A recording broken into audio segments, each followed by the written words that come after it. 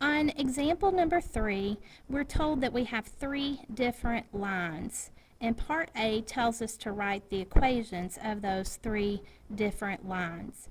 2 of the lines are written in what's called function notation. You should remember that from Algebra 1. The only one that's not given in function notation is the vertical line. Remember, a vertical line's not a function because a function cannot have any repeating x values. And a vertical line, every single point on that line has the same x value. So they're all going to have that repeated x value. Plus, it doesn't pass the vertical line test. Remember, if you can draw a vertical line and it goes through the line in more than one place, then it's not a function. Well, if you have a vertical line, you can draw a vertical line over it and it touches it in all of the points. So it doesn't pass the vertical line test. So the first function we're looking at is f of x, and we're given f of x in what's called a mapping diagram. So this first bubble gives me all of my x coordinates. The second bubble is labeled as f of x, but remember that's the same thing as your y. So the arrow is showing me what x coordinate goes with what y coordinate, so that's an ordered pair. So I'm going to start off writing my ordered pairs. I have -6 being mapped to 17. So that's an ordered pair on this function. -3, 12. And then we have 9, -8. And 15, -18. So, and when I'm writing my my equation of f of x, I'm going to write it in slope-intercept form, y equals mx plus b. So the f of x, of course, is my y. I need to find the slope and the y-intercept. Okay, so remember, your slope is your change in your y over the change in your x. So I'll write that here. Remember, we can write that as delta y over delta x. That Greek letter delta just means change. So it's your change in your y, that's your rise, over the change in your x, which is your run. You only need 2 points to find your slope. So I can use these first 2 points to find my slope. So let's look at the change in y. I'm going from 17 to 12. Well, 17 to 12 means I'm subtracting 5. I got to go in the same direction with my x. So -6 to -3, I'm going up 3. So that's a +3. So my rise over my run gives me a slope of -5/3. So now I need to find my y-intercept. There's lots of ways that you could find your y-intercept, but I think the easiest thing is just to see the pattern in the points. So to go from -6 to -3 on these two x's means I'm going up by 3. If I continue that pattern and I just keep going up by 3, I could get an x of 0, 3, 6, 9, 12, and 15.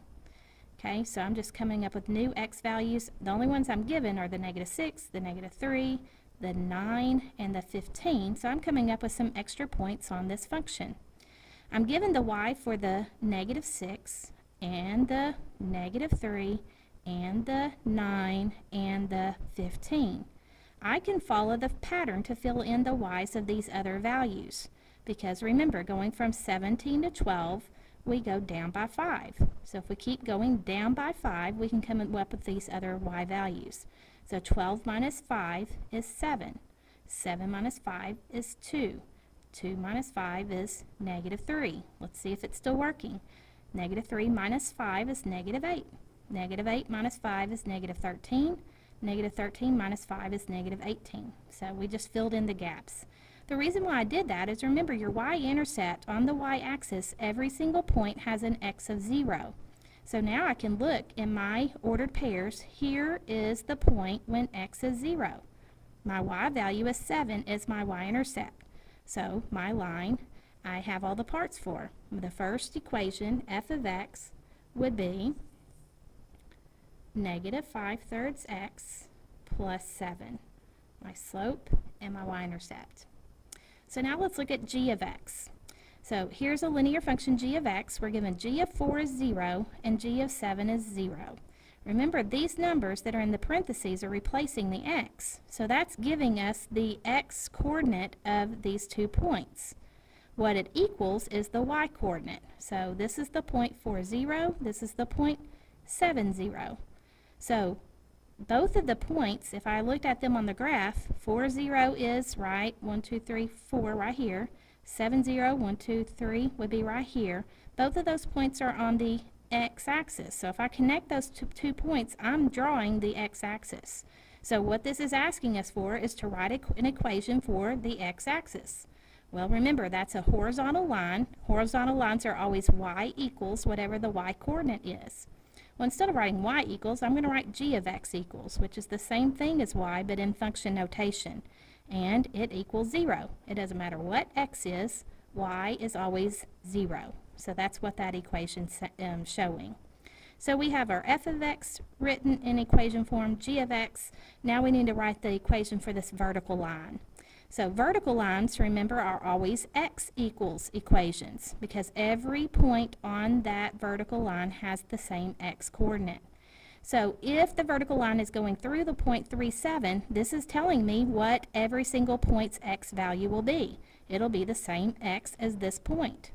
So 3, 7 is right here.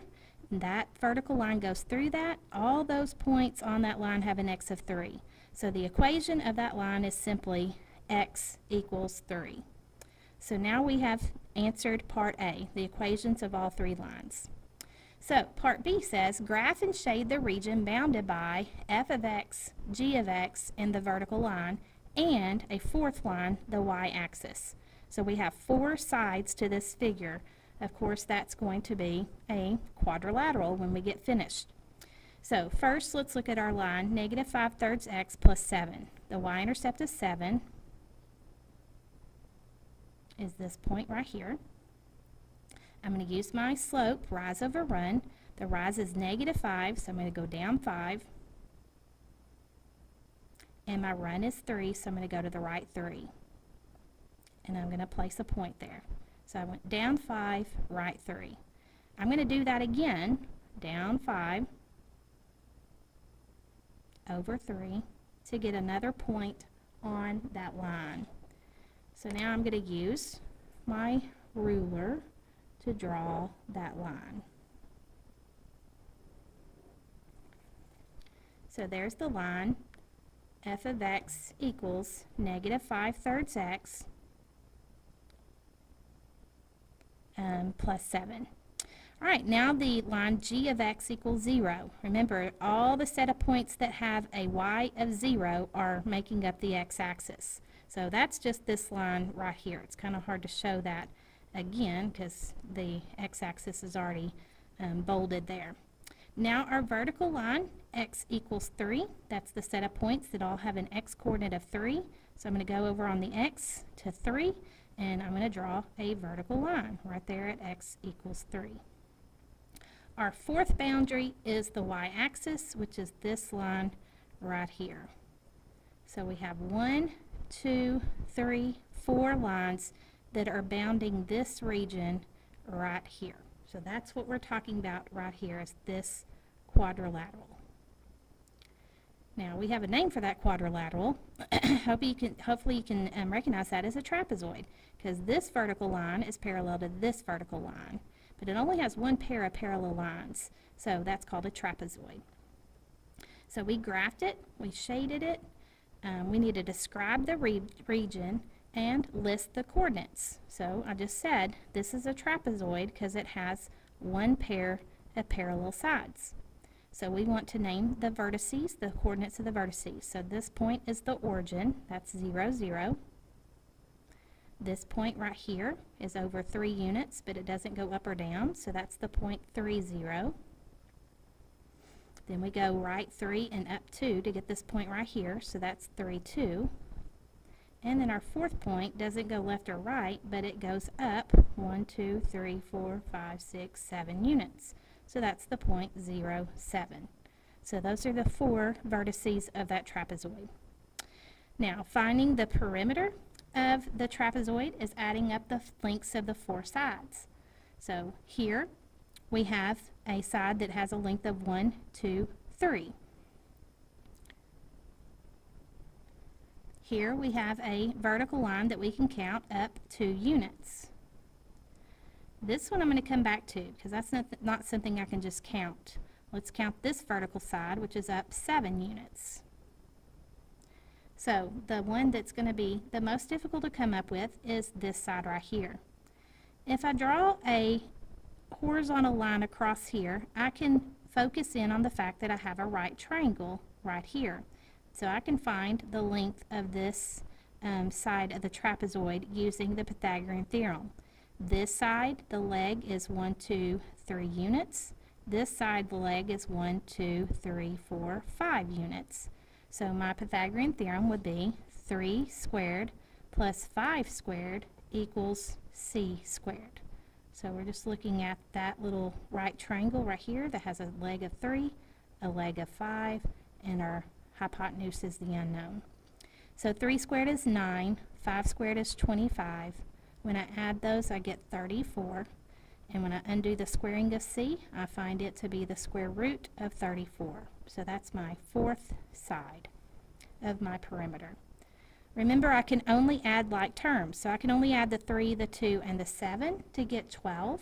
And so I'm going to write my perimeter as 12 plus the square root of 34. And I can't add that any farther. It's just perimeter, and we're not given the units, so I'm just going to say units. Now, to find area, if you'll remember, on a worksheet you had a couple of nights ago, you could split it up into the rectangle and the triangle and find those separate areas and add them together. Or you can just use the the formula for the area of a trapezoid, which is 1/2 the sum of the two bases times the height. So my bases are the parallel sides, which are 2 and 7 units long. So I'd have 1/2 of 2 plus 7. And then my height is the distance between, the perpendicular distance between those two bases. So that's the 3 in this case. So 2 plus 7 is 9. 9 times 3 is 27. 27 divided by 2 is 13.5. So my area would be 13.5 square units. Or you could just leave it as 27/2 square units too. But since it's a terminating decimal, that would be fine to leave it in decimal part. So it says on the grid provided for part B, that's what we did right here, we want to sketch the solid that results from revolving the region about the y-axis. You always need to be really careful about which axis are you revolving around. So we're going around the vertical axis, which is our y-axis. So remember, the first thing I want to do, I'm picturing this revolving around the y-axis. I'm going to draw its reflection first. So since this point is 3 units to the right, I'm going to go 3 units to the left. This one is 3 units to the right. I'm going to go 3 units to the left. This one stays on the y-axis. This one stays on the y-axis. So I just need to connect those points, and this is my reflected trapezoid there. Now remember, picture this revolving, okay? Remember, this that's on the x-axis, that's where your circular flat surface is. So we can kind of draw that in to kind of picture it. And I want you to kind of picture this separation here so you can see what 3D solids we have. We have a 3D solid we're used to getting on top of another one we're used to getting. So them together isn't a solid that we can name, but we can certainly describe this solid by the two solids that we recognize here. So this one that has a triangular top, remember you're getting that curved surface going around and a flat circular bottom, that would be a cone sitting on top of this rectangle that's curving around, and remember that always makes a cylinder. So we have a cone on top of a cylinder. This is the cone part, this is the cylinder part. So when we're finding the volume of the solid, we're going to find the volume of the cone and add it to the volume of the cylinder. So we need to know the radius and the height of each one of them. Now the radius is going to be the same, right? Because this circle on the bottom of the cylinder is the same distance across of the bottom of the cone. So the whole distance across, which is 6, is the diameter. The radius is 3. So both the cone and the cylinder have a radius of 3. Their heights are not the same. The cone part is the triangular part. So it started with this point right here up to the top. So that would be 1, 2, 3, 4, 5 units high for the cone. For the cylinder, it's just the rectangular height here, which is just 2 units. These heights together make the height of that whole solid right there. So now we can find the volumes in terms of pi. We'd have 1/3 pi times 3 squared times 5 plus pi r squared h for the cylinder at pi 3 squared times 2. So 3 squared is 9. 9 times 5 is 45. 45 divided by 3 is 15. So we have 15 pi for the cone. For the cylinder, 3 squared is 9 times 2 is 18. We have 18 pi for the cylinder. When we add these, since they're like terms, they both have a pi. We have 33 pi, and this is volume, so it'd be units cubed. Okay, so in part E, we're going to get a really interesting solid here. It says, draw and describe the geometric solid formed by revolving the bounded region not around one of the axes, but around a vertical line, x equals 3. So the first thing I'm going to do is I'm going to redraw our original trapezoid that, remember, we wrote our vertices for up here, so that's going to come in handy. We're going to graph the point 0, 0, 3, 0, 3, 2, and 0, 7. And then I just can connect those to form that original trapezoid that we started off with. And I'm going to kind of shade that in just to keep track of it. Now, we're not revolving it around the y, we're not revolving around the x, we're revolving around the vertical line x equals 3. So remember, that's an up and down line where every coordinate of every point on that line has an x of 3. So here's x of 3, all of these points have an x of 3, so this is the line that we're going to be revolving around. So just like we've been doing, the first step we're going to do is reflect it across that line. So these 2 points that are on that line are not going to change. This point that is 3 units to the left is going to be 3 units to the right. This one up here that is 3 units to the left is going to be 3 units to the right. So now I can connect it to the 2 points that stayed on the line, and there's my reflection. Now again, we want to show that this is being revolved around that line, so we've got some circular action here at the base and up here at the top. Okay, so I want you to kind of picture this for me. This is not filled in. This is a void that's happening up here, because remember, this solid is going around, so this is part of the solid right here, but this is a void in the center. If that was completed, we really would have had a rectangle, right? And revolving it around makes a cylinder. But we have this void here, and what is the shape of that void? Hopefully you can see that it's a cone, okay? Now, the cone doesn't go all the way to the bottom here, so we can't just say it's a cylinder with a cone removed, because that's not really what it is. If we kind of imagine, I'm going to put a circular top here where that tip of the cone is. This is a full cylinder down here at the bottom. This part is a full cylinder that's revolving. Then where the cone is, we would have another full cylinder up here, but we have a cone being removed from it. So on top of it, we have a cylinder. So we have a full cylinder with a cylinder on top that has a cone removed. So hopefully you guys can picture this with me, that we have a solid cylinder on the bottom, but on the top we don't have a solid cylinder because this cone is being removed from it. So if that was full, we would just have one solid cylinder, but since we have that void, it doesn't go all the way down to the bottom, so we can't just say a cylinder with the cone removed. My lights went off, just a second.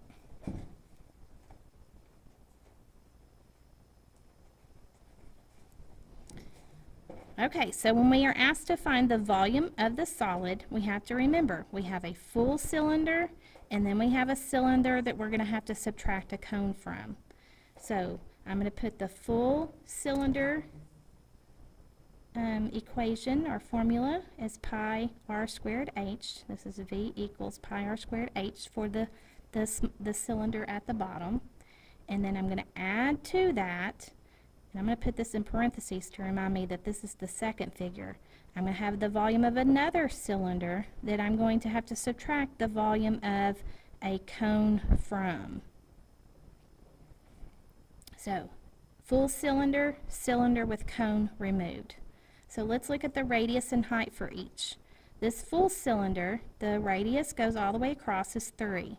That's the same for the other cylinder and for the cone.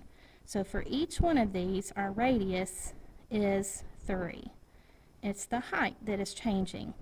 So the height of the full cylinder on the bottom is just going up 2 units. So the height is 2. The height of the cylinder, the second cylinder that has the cone removed, and the cone are going to have the same height, and they're going up 1, 2, 3, 4, 5 units. So the height of the other cylinder that has the cone removed, both of those have a height of 5. Again, if you add this 5 and 2, we have the whole height of the trapezoid, which is 7. So in terms of pi, we have pi r squared times height, pi 3 squared times 2. And then we're adding the other cylinder at pi r squared times height using 3 and 5. And we're subtracting the cone, which remember is 1/3 pi r squared times height. So now we can get everything in terms of pi. And really these parentheses aren't necessary. I just wanted you to see that that's the one on top. So 3 squared is 9. 9 times 2 is 18. We have 18 pi plus 9. 3 squared is 9 times 5 is 45. 45 pi. But we have to subtract out the cone.